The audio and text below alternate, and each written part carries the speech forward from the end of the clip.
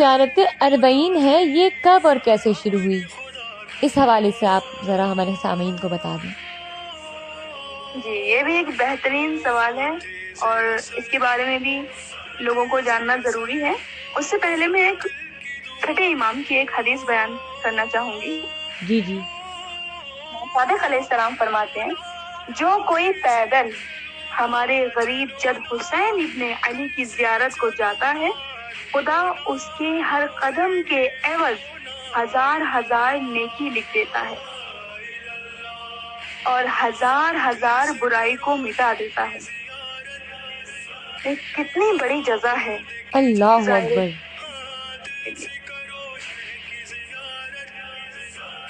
اس کے بعد آپ کے سوال کا میں جواب دیتی چلوں کہ یہ سلسلہ کب سے شروع ہوا۔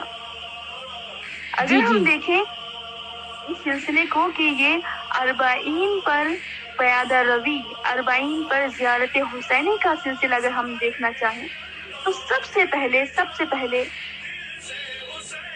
جو شخصیت گئی تھی وہ تھے جابر ابن عبداللہ انصاری۔ بے شک بے شک۔ عطیہ کوفی، یہ تاریخ تو سب کو معلوم ہے۔ سب سے پہلے جانے والی شخصیت جابر بن عبداللہ انصاری اور عطیہ کوفی۔ سن 1281 قمری میں پیادہ مدینے سے کربلا کی طرف انہوں نے پیادہ روی کی، گئے، واک کیا، اور انہی کے بعد فوراً جناب زینب کبریٰ سلام اللہ علیہا، مولا سجاد علیہ السلام اور ان کا قافلہ زیارت امام حسین کو آیا اور یہیں سے زیارت اربعین کا آغاز ہوا۔ تو سب سے پہلی زیارت جنہوں نے کی وہ یہ۔ اس کے بعد اللہ اکبر، اس امر کی طرف توجہ کم ہوئی، تھوڑا بہت توجہ جو ہے لوگوں کی وہاں نہیں رہی، لیکن اس اربعین واک پہ جو سب سے زیادہ کام کیا ہے وہ ہمارے علماء نے کیا ہے۔ بے شک بے شک۔ سب سے زیادہ توجہ دلانے والے ہمارے علماء، اور جب یہ توجہ اربعین کی جانب، پیادہ روی کی جانب لوگوں کی کم ہو گئی تو بزرگ عالم دین شیخ مرزا حسین نوری نے دوبارہ اس سنت کو زندہ کیا اور عید قربان کے دن پیدل نجف سے کربلا کی طرف حرکت کی، اور صرف اکیلے نہیں گئے بلکہ 30 افراد آپ کے ساتھ تھے، جو ان کے ساتھی تھے 30 افراد اور تھے جنہوں نے نجف سے کربلا پیادہ روی کی۔ اس کے بعد محدث نوری، مرزا جواد آقا ملکی اور بہت سارے علماء تھے، لیکن ہمیں یہ دیکھنا ہے کہ کس نشیب و فراز سے یہ اربعین واک گزرا ہے، یہ زیارت حسینی گزری ہے۔ بے شک، اس چیز پر روشنی ڈال دینا بہت ضروری ہے۔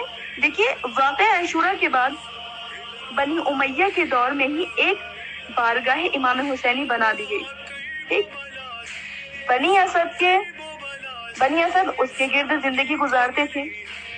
مختلف حالات اس بارگاہ حسینی میں مختلف نشیب و فراز آتے رہے ہیں، جیسے کہ معلوم ہے جابر بن عبداللہ انصاری تو ہو آئے، اس کے بعد متوکل عباسی نے چند مرتبہ حرم مطہر امام حسین علیہ السلام کو خراب کیا، اور اس دوران لوگوں کے دلوں میں، مولا کے چاہنے والوں کے دلوں میں شوق زیارت اس قدر تھا کہ متوکل لعنت اللہ مجبور ہو گیا کہ زیارت امام حسین پر پابندی لگا دے، اور اگر کوئی جائے بھی تو اپنا دایاں ہاتھ اس کو کٹوانا ہوگا۔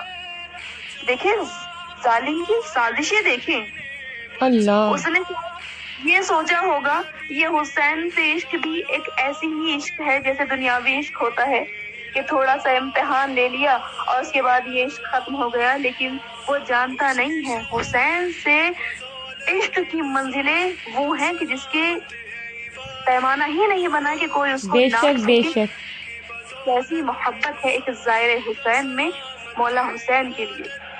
بے جب اس شک، نے بندی لگائی کہ ہاتھ کٹوا دیا جائے گا، لیکن نہ شوق زیارت کم ہوا، نہ عاشقوں کی بھیڑ کم ہوئی، اس لیے کہ رسول اللہ کا قول ہے اِنَّا لِلْقَتْلِ الْحُسَيْنِ حَرَارَةٌ فِي قُلُوبِ الْمُؤْمِنِينَ لَا تَبْرُدُ أَبَدًا۔ قتل حسین سے وہ حرارت پیدا ہو گئی ہے مومنین کے دلوں میں اور پیدا ہوتی رہے گی جس کو کوئی خاموشی نہیں کر سکتا. سبحان اللہ. متوکل کے بعد اس کے بیٹے منتصر کے ذریعے دوبارہ تعمیر ہوئی. لیکن اس کے بعد ایک حکومت آتی ہے آل بویا. ٹھیک ہے, آل بویا کی حرم امام حسین کی تعمیر کروائی گئی اور حرم کو اور زیادہ وسعت دی گئی. اور جو یہ سونے کا کام ہوا ہے یہ آل بویا کے زمانے میں ہوا. اچھا, ماشاء لوگوں اللہ. کا شروع ہوا, پھر سے حرم بنا. پھر آتی ہے باری شاہ اسماعیل صفوی کی. ان کے زمانے میں اور زیادہ حرم امام حسین کو رونق ملی, اور زیادہ وسعت ملی. پھر آتا ہے نادر شاہ کا زمانہ اور ان کے بھی بعد آتا ہے قاجاریوں کا زمانہ. یہ وہ زمانے تھے جن سے حرم امام حسین علیہ السلام کی تاریخ گزری ہے. حرم امام حسین کو رونق ملی اور پھر سے لوگوں نے آنا جانا جو ہے وہ شروع کر دیا, پیادہ روی شروع کر دی. اور پیادہ روی آخر کے 2 قرن میں, جو آخر کی 2 صدیاں ہیں جو گزری ہیں, علماء کی کام اور کوششوں کے ذریعے یہ انجام پائی جنہوں نے ائمہ کی پیروی کرتے ہوئے اس سنت کو برقرار رکھا. زیارت کربلا پیادہ روی شیخ اعظم انصاری کے ذریعے انجام پائی.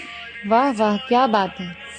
ان کے بعد پھر شیخ آخوند خراسانی کے ذریعے, جنہوں نے اپنے اصحاب کے ساتھ اس سنت پر عمل کیا. لیکن پھر ہوا کیا؟ پھر یہ ہوا کہ آنے جانے کے وسائل ہے نا, مشینیں ایجاد ہونے لگی, آنے جانے کے اچھے ہونے لگے, تو لوگوں نے پیادہ روی کم کر دی.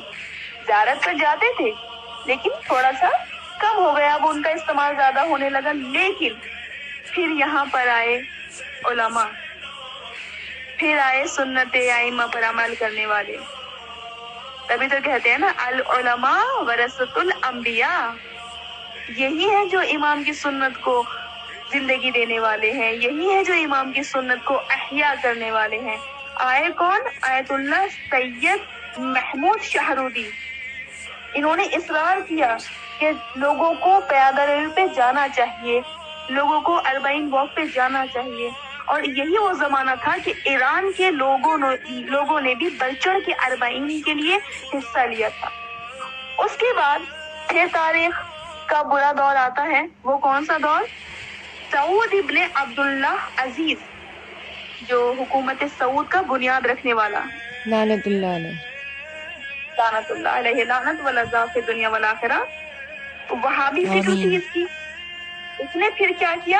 حرم امام حسین اور نجف اشرف کی طرف پھر سے ایک لشکر بھیجا اور پھر سے حسین علیہ السلام کے حرم نجف اشرف مولا کائنات کے حرم کو ویران کیا, خراب کیا. اور اتنا ہی نہیں, ظلم کی انتہا یہ تھی, آس پاس رہنے والوں کے گھروں کو بھی ویران کیا, لوگوں کو گھر سے بے گھر کیا, بچوں عورتوں گھر والوں کو گھر سے بے گھر کر کے سڑکوں پر یہ لے کر آیا. اتنی زیادہ تباہی اور بربادی اس نے مچائی. جبکہ مسلمان کلمہ پڑھنے والے تھے. کلمہ پڑھنے والے, یہ ہے نا کہ کلمے کے نام پر انہوں نے دہشت گردی پھیلائی, لا الہ الا اللہ کا سہارا لے کر انہوں نے دہشت گردیاں پھیلائی. اور یہی وجہ ہے کہ آج کچھ لوگ مسلمان سے متنفر ہیں, وہ یہ سوچتے ہیں یہی وہ مسلمان ہیں, جبکہ حقیقت یہ ہے کہ یہ ملعون, یہ دشمنان اہل بیت مسلمان کا لباس پہن کر اسلام کو بدنام کرنے والے لوگ ہیں. اس کے بعد آتا ہے صدام. یہ بھی ایک برا دور تھا. ایسی مخالفت کی ہے عاشقان امام حسین علیہ السلام نے, اور عاشقان امام حسین اس صدام کی مخالفت میں کھڑے ہوئے. بہت سارے لوگ مارے گئے, بہت لوگوں کا خون بہا اس کے انکار پر. لیکن یہ 40 ہوا, لیکن ایک خونی 40 جسے ہم کہہ سکتے ہیں, جہاں پر ہزاروں لاکھ. لیکن یہ نہیں رکا. یہ حسین کے زائرین کا کارواں نہ کبھی رکا تھا اور نہ کبھی رک سکتا ہے, اس لیے کہ یہ دعائے زہرا ہے. بے شک, بے شک. ان الباطلا کان زہوقا، حق باقی رہے گا، باطل کو جانا ہے۔ یہ باطل صدام کا زمانہ جب چلا گیا، پھر آتا ہے دفاع مقدس کے شہداء نے ایک بہترین رول ماڈل ادا کیا۔ یہ جو پاسداران حرم تھے، یہ جو محافظان حرم تھے، انہوں نے ایک ایسا رول ادا کیا، یہ دشمنوں کے سامنے ایک آہنی دیوار بن کر کھڑے ہو گئے، اور عاشق حسین کا قافلہ، عاشقان حسین علیہ السلام کا کارواں بڑھتا گیا، اور یہ دشمن کے مقابل میں ایک لوہے کی دیوار بن کے کھڑے ہو گئے۔ یہی وجہ تھی کہ جو فرقہ داعش تھا، اس کے ہزار روکنے کے باوجود بھی یہ زیارت نہ رک سکی، کیونکہ یہ مدافعان حرم موجود تھے۔ شہداء کی واقعاً ہم پر بہت احسان ہے، انہیں بھی ہمیں یاد رکھنا چاہیے۔ یہ بے موجود شک تھے بے شک۔ اور جب تک یہ موجود ہیں تب تک، اور جب تک پرچم عباس کا سایہ موجود ہے، جب تک زہرا سلام اللہ علیہا کی دعا موجود ہے، نہ تو عزاداران حسین کبھی مٹے ہیں اور نہ کبھی مٹ سکتے ہیں۔ بے شک بے شک، بالکل صحیح کہا آپ نے۔ اور یہ جو آج ہم لوگ زیارت پہ جاتے ہیں نا باہر مزے سے، ہم تو واقعی مزے سے ہی کہوں گی، ہم نے تو بس پاسپورٹ اٹھایا، کپڑے اٹھائے اور لگیج میں ڈالے اور کر آئے، لیکن اب ہم اس کو دیکھیں تو واقعی ہمارے جو شہداء ہیں انہوں نے کس طرح سے اپنا خون دیا ہے اور کس طرح سے قربانیاں دی ہیں، جو آج ہم لوگوں کے لیے اتنی